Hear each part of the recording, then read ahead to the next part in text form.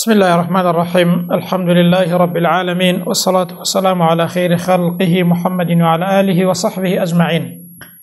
لا درس عقيدة طحاوي دقينا درس شازدهم لا ديرين وتدو كدانر باز لو ذكات درست نويش لدو إنساني شاكو وهروها تامبار وقناحباريش بكريت ضلي ونرى الصلاة خلف كل بر وفاجر من أهل القبلة مواد بينين كأهل السنة وجماعة واد زانا واد بينين وبيان وايا ك نويش كردن درست لدواي همو إنسانك تشاكو وفاجر يعني إنسان قناحبار وتامبار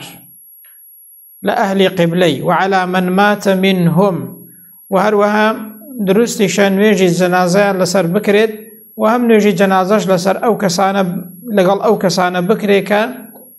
بونمونا إنساني شاكن يعني إنساني خرابن ونويج لسر أو عنا دكان أو كسيبون نكا بيش دكويت درست أو نوجي جنازش يعني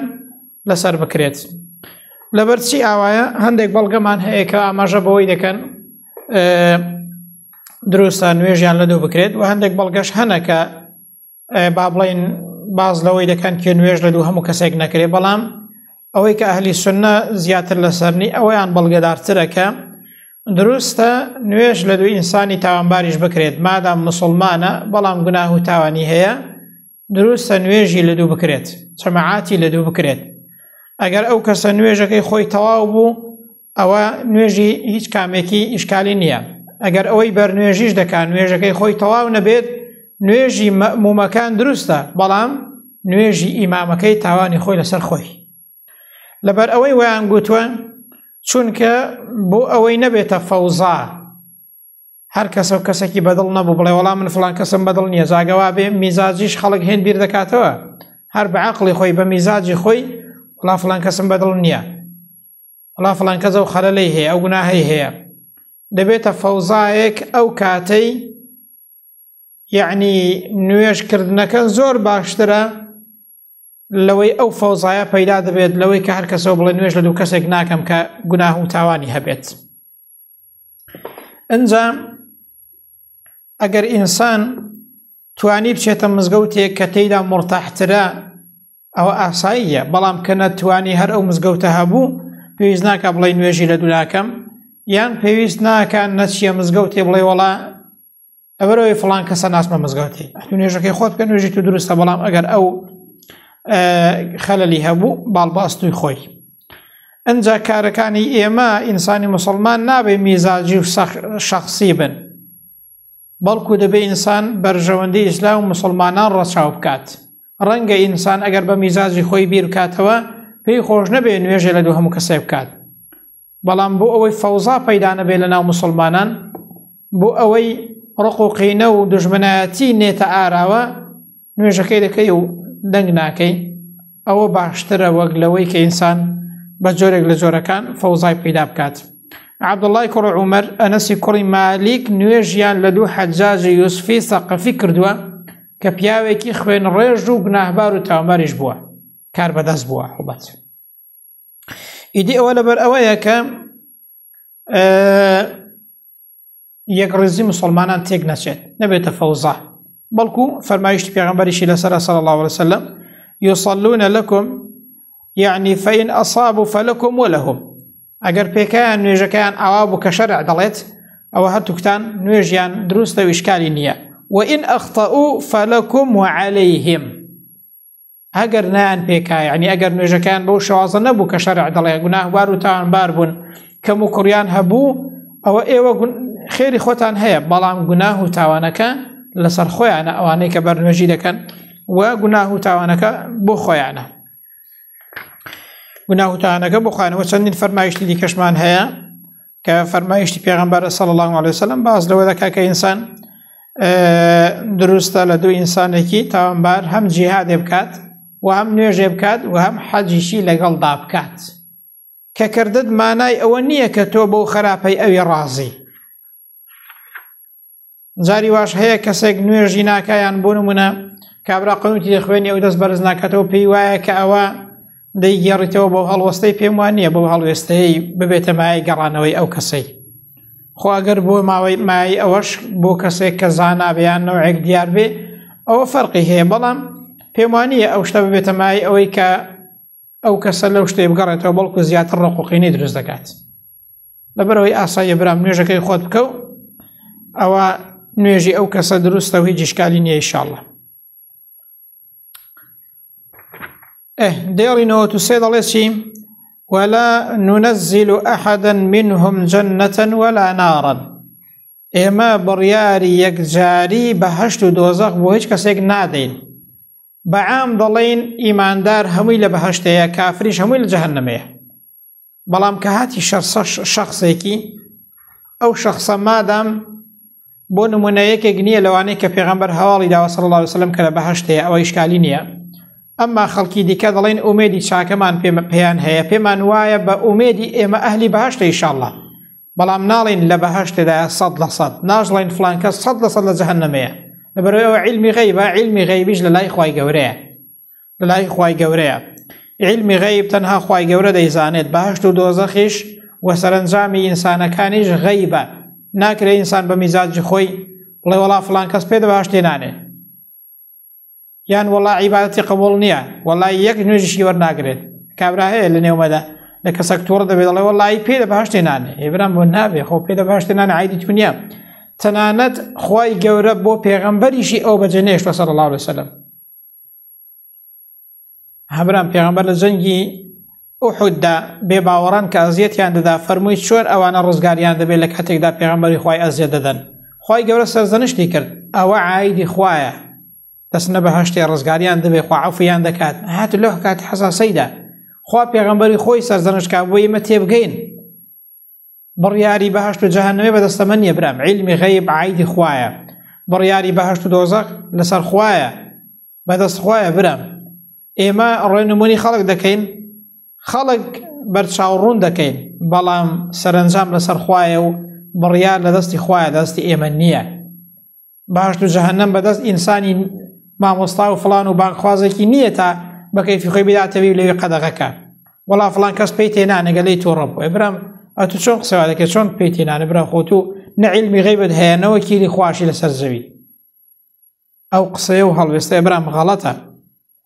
ئێمە دەڵێن ئومێدی چاکمان بە هەر چاکێک کەسێکی چاکمان بینی ئومێدی چاکمان پێ هەیە ئینشاءالله خوای گەورە دیباتە بەهەشتێ کەسێکی خراپمان پێبینی مەترسیمان لێی هەیە بەڵام بڕیاری 100% دەین نا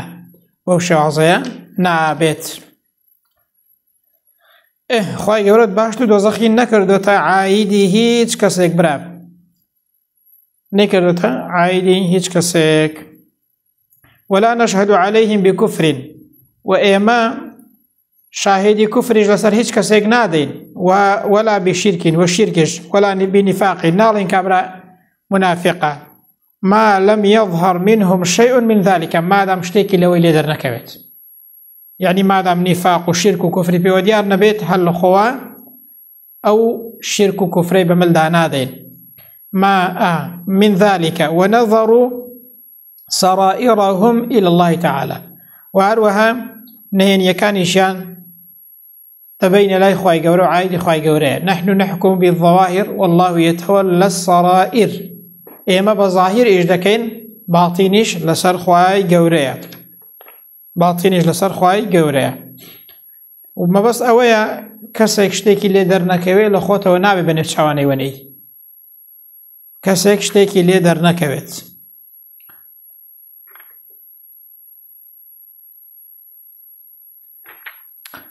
دارنا وتشهد الله ولا نرى السيف على أحد من أمة محمد إلا من وجب عليه السيف وهروها شمشيريش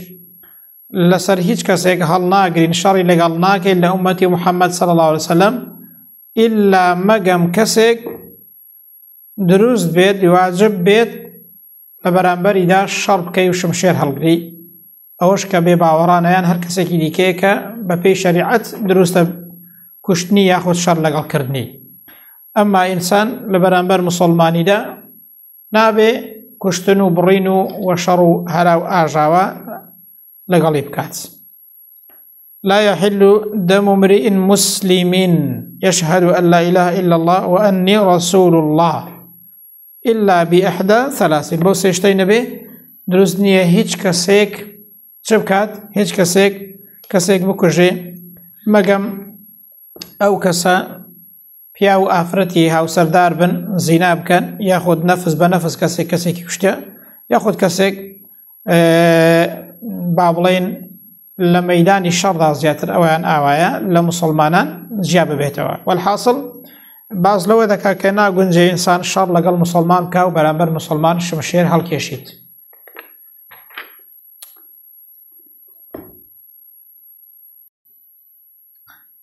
ديري بينز ضليت ولا نرى الخروج على أئمتنا وولاة أمرنا وهروها نابي إما درسين لفرماني كاربدست مسلمانان ولأمر مسلمانان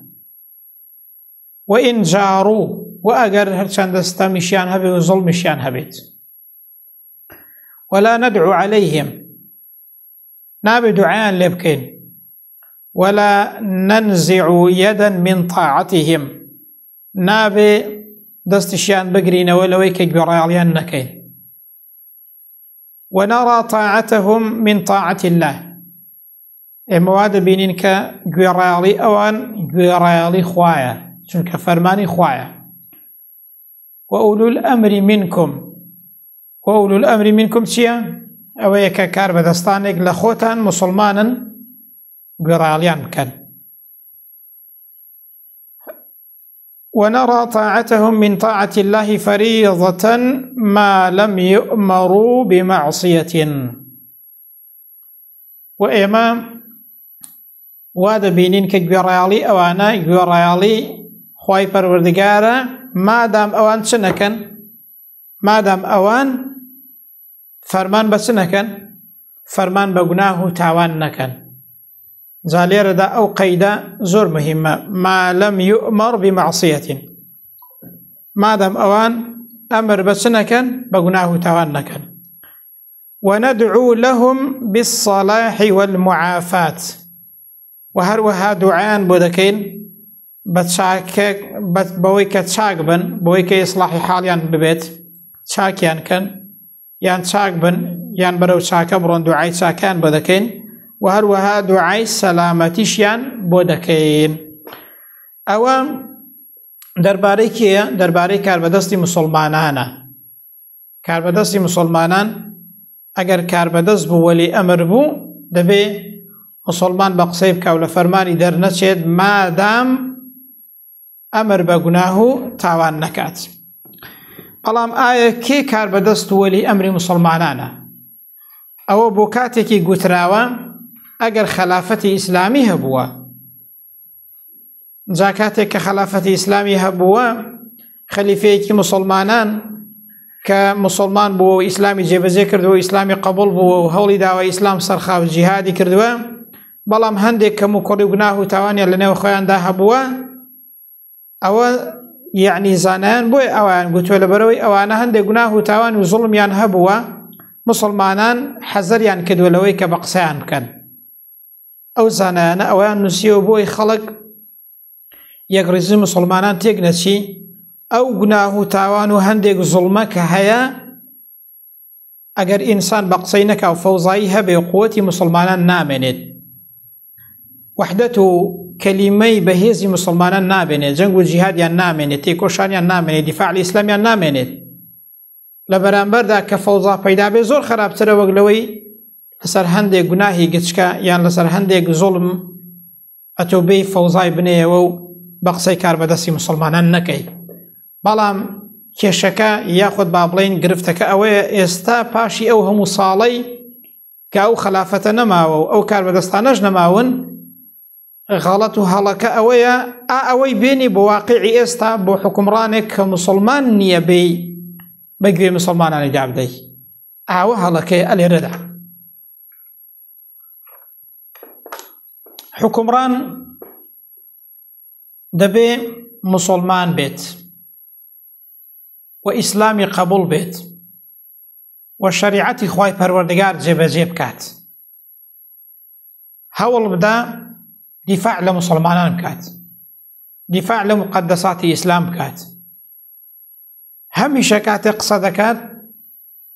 بە ناوی خوای گەورە و دیفاع لە دینی خوای گەورە و چەسپاندنی شەریعەتەوە قسە بکات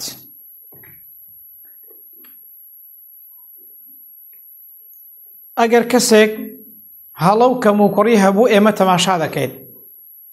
کار بەدەستێک مسلمانە هەڵە و کەموکوڕی هەیە خۆی بە مسلمان نیشان دەدات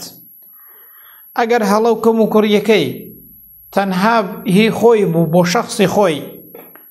هەڵە و کەموکوڕی هەبوو ئەوە چاوپۆشی لێ دەکرێت لە هەڵەکانی بەڵام ئەگەر هەڵە و کەموکوڕیەکەی سەبارەت بە ئیسلام و مسلمانان بوو دژایەتی ئیسلامی دەکرد دەیگوی ئیسلام بە کەڵک نایێت ئیسلام بۆ ئێستا گونجاو نییە هەوڵی دەدا غەیری ئیسلام بینیتە شوێنی ئیسلام و ئیسلام وەلانێ دژایەتی ئیسلامی دەکرد ئەو کاتی نەک هەر کار بەدەست نییە ئەسڵەن هەر تاوانبار دەوی پێشی بڵێ وەلی ئەمر لەبەرەوەی کابرا بە دینی تۆ ڕازی نەبێت ئەتو چه عەقڵەکە پێی بڵێ ئەوە کار بەدەستی مسلمانانە برام ئەو وەلی ئەمری مسلمانانە کەواتە ئێمە تەماشا دەکەین ئەگەر کار بەدەستێک هەبوو مسلمان بوو ئیسلامی قبول بوو هەوڵی دا ئیسلام بچەسپێنی دیفاعی لە مسلمانان دەکرد جەنگ و جیهادی دەکرد لە پێناوی ئیسلامدا تێدەکۆشا ئیسلامی بڵاو دەکردەوە ئیعلام و ڕاگەیاندنەکەی بۆ خزمەتی ئیسلام و مسلمانان بەکاردەهێنا هەرچەندە کەموکوڕی و هەندێک زوڵمیشی هەبێ چاوپۆشی لێ دەکەین دەڵێن ئەوە کار بەدەستی مسلمانانە وەلی ئەمرە پێویستە بەگوێی بکرێ ئەگەر هەندێک کەموکوڕیشی هەبێ قەیناکە لە پێناو ئەوەدا کە دیفاع لە ئیسلام دەکات ئیسلام سەردەخات دیفاع لە مسلمانان دەکات شەریعەتی خوای گەورە جێبەجێ دەکات قەینا بە ئەو هەڵانەشی هەبن مشکلە نییە ئەو هەڵانە بای ئەوەی نین کە تۆ لێ ڕاپەڕی یان لای بەی یان بکێ شەڕ و هەرا و ئاژاوە بکێ فەوزا بەڵام ئەگەر کەسێک بە ئیسلام ڕازی نەبوو دیفاعی لە ئیسلام نەدەکرد هەوڵی دەدا غێری ئیسلام بێنیتە شوێنی ئیسلام هەوڵی دەدا ئیسلام ئیبادەکە زەمی ئیسلامی دەکرد زەمی مسلمانانی دەکرد سەنگەری لە ئیسلام گرت بوو ئیعلام و ڕاگەیاندنەکەی دژ بە مسلمانان قسەی دەکرد هیچ پەیوەندێکی بە وەلی ئەمری مسلمانانەوە نییە ئەوە سەرۆکی دەوڵەتەوە هیچ پەیوەندێکی بە وەلی ئەمری مسلمانانەوە نییە بە هیچ شێوازێک ئینسانێکی عەلمانی و بێدین نابێتە کار بەدەستی مسلمانان نابێتە وەلی ئەمری مسلمانان برام کابرا خۆی سەرۆکی وڵاتە سەرۆکی دەوڵەتەوە سەرۆکی حکومەتەوە تەواو خۆی ناڵێ من وەلی ئەمرم و بەوەش ڕازی نییە کە پێشەوایەتی مسلمانان بکات دەیکەواتە ئەسڵەن هەر عیبەیە ئینسان بڵێ ئەوە وەلی ئەمرە وەلی ئەمر کەسێکە مسلمانە بە ئیسلام ڕازیە دیفاع لە ئیسلام دەکات دیفاع لە مسلمانان دەکات ئیسلام جێبەجێ دەکات هەوڵ دەدا ئەوەی کە خوای گەورە پێی خۆشە بیچەسپێنێ بەڵام لەوانەیە بۆ خۆی هەندێک زوڵمی هەبێ هەندێک پارەی بخوا هەندێک تەماعی هەبێ هەندێک زوڵمی هەبێ سوزانم میدی بۆ ژیانی خۆی هەندێک ئەولای ئیملای هەبێ قەینا ئەڵێم باشە بەڵام بای ئەوەی نییە کە تۆ بە قسەی نەکەی فەوزا بنێەوە و بیکەیە هەرا و ئەو کاتەی یعنی ژیان لە هەموو خەڵکی تێکچی و ئەو کاتەی ئیسلامیش دەسەڵاتی نەمێنی و والحاصل بار گرژی و فەوزا پەیدا بێت بەڵام ئەوەی کە ئێستا واقعی ئێستا هەیە برام هیچ پەیوەندێکی بە وەلی ئەمری مسلمانانەوە نییە تا ئەمە بڵین کاکە وەڵام ئەوانە دەبێت بە قسەیان بکرێ و دەبێت لە فەرمانیان دەرنەچی ئەوە بۆ کاتی خلافەتی ئیسلامی گوتراوە ئێستاش کار بەدەستێکی ئاوا هەبێ وەڵڵی برام حیفە لە کیسە خۆی بدەیت بە قسەی نەکەی حیفە دیفاعی لێ نەکەی حیفە لە پشتی نەبی با هەندێک کەم و کوڕیشی هەبێ کوڕە با زۆریشی هەبن وەڵڵی بەس دیفاع لە ئیسلام بکات ئیعلامەکەی بۆ ئیسلام بەکاربێنێت هەوڵدا ئیسلام سەرخات دەرس و دەوری دانێت هەوڵدا چی خوا پێی خۆشە ئەوەی بچەسپێنی بڵێ شەریعەتی ئیسلام دەبێت جێبەجێ بکەین هیچ شتێک هاوتای شەریعەتی ئیسلام نییە لە هەموو دینێکی لە هەموو بەرنامەیەکی باشترە ئاوا وەڵی حیفە لە دەستی بدەیت حیفە دیفاعی لێ نەکەی حیفە لە پشتی نەبی بەڵام ئەو واقعی کە ئێستا هەیە برام ئەوە جیاوازە لەوەی کە ئێستا ئەوە گوتراوە برای من کەواتە وندعو لهم بالصلاح والمعافات بەڵێ ئەرێ وڵا دوعایان بۆ دەکەین خوای گەورە چاکیان کە خوای گەورە سەلامەتیان کە خوای گەورە دامەزراویان کە بتوانن ئەوانە بەڵکو ئیسلام سەرخەن برام کار بەدەست بۆ ئەوەیە کە بتوانێ مسلمانان یەکڕیز کات، مسلمانان بکاتە کۆمەڵێکی بەهێز لە بەرامبەر کوفردا بوەستن. ئەدێکە کابرا مسلمانان پارچە پارچەکە و هەڕێکە بەلایەکی دادا و هەر ڕۆژەیەکی بگری بگژێ و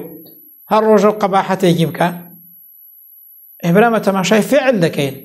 کابرا خۆی هیچ ناڵێ تەماشای کردەوەکانی دەکەین، تەماشای بەرهەمەکەی دەکەین. برا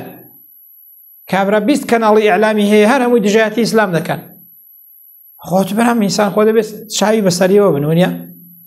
چاوی بەسەریەوە بن، خۆ دەبێت ببینی برا بن. دێڕینەوە تو هەشت کۆتایی ئەو دەرسەیە دەڵێ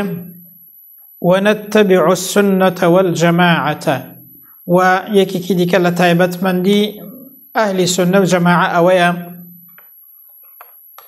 شوێنی سنەتی پێغەمبەر دەکەون و شوێن کۆمەڵی مسلمانان دەکەون، هەوڵ دەدەن کۆمەڵ بن، مسلمانان یەکدەست بن. چونکە بە یەکدەستی مسلمانان نەبێت، بە کۆمەڵبوونی مسلمانان نەبێت، دیفاع لە ئیسلام وەکو پێویست ناکرێت. هەر کەسە لە ماڵی خۆی دەتوانی شەخسی ئیش بکات. بەڵام ئەگەر کۆمەڵێک هەموو بەیەکەوە دیفاع لە ئیسلام بکەن، هەموو بەیەکەوە یەکدەست هەوڵدەن، فەرقی گەلێک زۆرە لەگەڵ شەخسێکی. ئێستا لەو گوندەیدا ئەگەر بۆ ڕاپەڕاندنی ئیش و کاری هەر ئەو گوندەی خەڵک یەکگر بێت، فەرقی نییە لەگەڵەوەیدا کە خەڵک هەمووی لە ماڵی خۆ هەرێکە و قسەیەک بێت. دەی بۆ دیفاع لە ئیسلام کردنیش ئەوایە برا. بۆیە دەڵێ ئێمە شوێن سنەت و جەماعەتی پێغەمبەر دەکەوین. سنەتی پێغەمبەر یعنی ئەوە دیارە، یعنی ئەو ڕێبازەی کە پێغەمبەر لەسەری بووە. جەماعەت یعنی ئەو کۆمەڵەی کە لەسەر سنەتی پێغەمبەرن صلی الله عليه وسلم. ونجتنب الشذوذ والخلاف والفرقة، ودەبێ ئێمە دوورکەوینەوە لە شتی شاز و ناوازە، لە خلاف و تێکدان و هەروەها لە جیایی و پەرتەوازایی. ئەسڵ وایە مسلمانان یەک بن، یەکدەست بن، هاوکاری یەکتر بن. لەژێر هەر ناوێکی داوێ بەپێی هەر سەردەمێک کێشە نییە، بەس گرنگەوەی مسلمانان لەگەڵ یەکگر بن، هاوکاری یەکتر بن و دەستبار بۆ یەکتر بگرن و یەکتر سەرخەن و هەمویان پێکەوە هەوڵدەن بۆچی؟ بۆ سەرخستنی ئیسلام. ئاوە کۆمەڵ و جەماعەتی مسلمانیە. بۆچیە؟ خۆ بۆ هیچ شتێکی دنیایی نییە، بۆ ئەوەیە کە دیفاع لە ئیسلام بکەن چاکتر. جا چەندین ئاەت و فەرمایشتمان هەیە کە باس لەوەی دەکا کە مسلمانان یەکدەست و هەماهەنگ و یەک کۆمەڵ بن. قل إن كنتم تحبون الله فاتبعوني يحببكم الله. فاتبعوني، شوين پیغمبر كون، شوين رباضي پیغمبر كون صلى الله عليه وسلم. ومن يشاقق الرسول من بعد ما تبين له الهدى ويتبع غير سبيل المؤمنين. شوين رقاي غير مسلمانان دكوين برام. هاو كسا نوليه ما تولى ونصليه جهنم وساءت مصيرا. هاو جهنم خوابنا من داس زاكيتي. قل أطيعوا الله وأطيعوا الرسول فإن تولوا فإنما عليه ما حمل وعليكم ما حملتم وأن هذا صراط مستقيما فاتبعوه. هاو خوي قرد فرمي بلي أول رقاي راسي منا فاتبعوه، شوين رقاي راس كون، ولا تتبعوا السبل، شوين ريتشكا وربازا كان دي كما كون فتفرق بكم عن سبيله. بلا لري إسلام لا ريدبن. واعتصموا بحبل الله جميعا، حرها متاندز ببتي خواه بقرن يعني بديني خواه، ولا تفرقوا تيداد جياواز وراد جياو فلان أولا إملا مبن. وهم أو آيات فرمايشتاني دي كش بيغمبري صلى الله عليه وسلم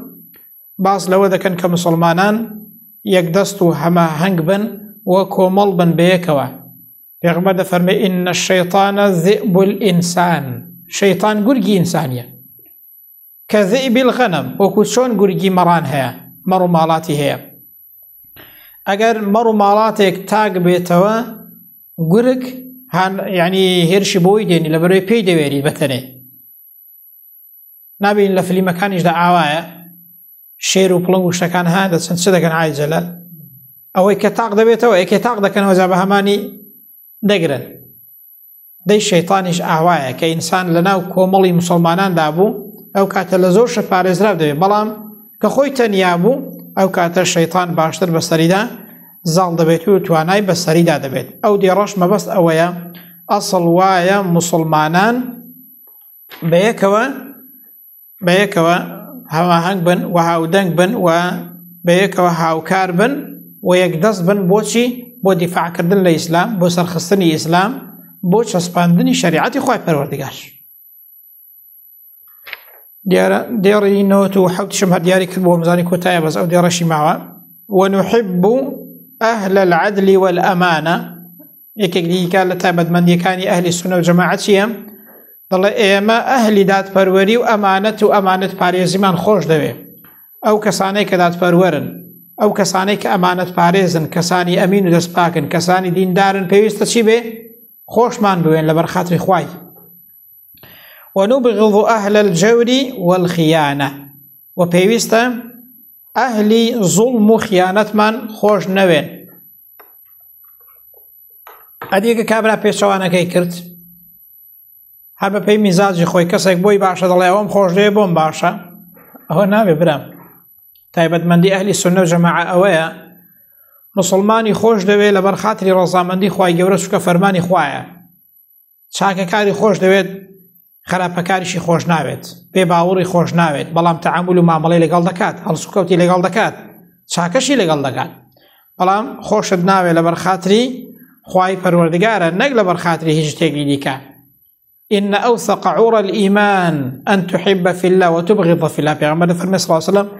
بەهێزترین گیرگرەی ئیمان و ئیسلامەتی چییە؟ ئەوەی خۆشەویستی و ڕقینەبوونەوە لەبەر خاتری خوای گەورە بێت، لەبەر خاتری خوای گەورە بێت. هەر کەسێک مسلمانێکی ڕاستی دروستی چاکەکار بێ پێویستە خۆشت بوێت، سەری بخەی لەگەڵی بی. هەر کەسێکیش خراپەکارێکی گوناهباری تاوانباری بێدینی خراپەکار بێ ئەوە هەر بە فەرمانی خوا و پێغەمبەری دەبێ خۆشت نەوێ و لەگەڵی نەبێ و سەری نەخەی. ئەوە تایبەتمەندی ئەهلی سونە و جەماعەیە برام. بەس مسلمانی ئەوڕۆ بە پێی عەقیدە ناجوڵێتەوە، بە پێی دینەکەی ناجوڵێتەوە، وازی لە هەموو مەبدەیەکی خۆی هیناوە، شوێن ئەوە دەکەوێت کە حەزی لێ و ئارەزوی لێ و بەرژەوەندی تێدایە و ئیمتیازێکی تێدا دەست دەکەوێت، ئاخر مسلمان چۆن ئەوە سەر دەکەون برام؟ ئەوە تا ئەهلی تایبەتمەندی ئەهلی سونە و جەماعە برام. ئەوانە هەمووی بەخوا نییە ئینسان هەر یەکێک لەو تایبەتمەندیانە جێبەجێ بکات، وەڵڵی برام یعنی خۆیش کەسایەتی بەهێز دەبێت، ئیمانی بەهێز دەبێت، دامەزراو دەبێت. وەڵڵی برام یعنی مسلمانان فەرق دەکەن، مسلمانان سەر دەکەون، خەڵک وشیار دەبێت، خەڵک وشیار دەبێت و ئیسلام باشتر سەر دەکەوێت، خزمەت دەکرێت. بەڵام کە ئینسان بەیاگا بخوا پەنامەندا بەڕاستی و کاتە دەبێت گلەی لە خۆی بکات. خوای گەورە بەڕەحم و بەزەی خۆی بمانگەڕێ لەو کەسانەکە شوێن دین و بەرنامەی خوای گەورە دەکەون بۆ پێی عەقیدە و بیر و باوەڕێک کە عەقیدە و بیر و باوەڕی ئیسلامە، هی ئەهلی سونە و جەماعەیە شوێنی دەکەون و سەری دەخەن. خوای گەورە بەختەوەری دنیا و قیامەتمان بکات. ئامین. وصلى الله على محمد وعلى آله وصحبه أجمعين.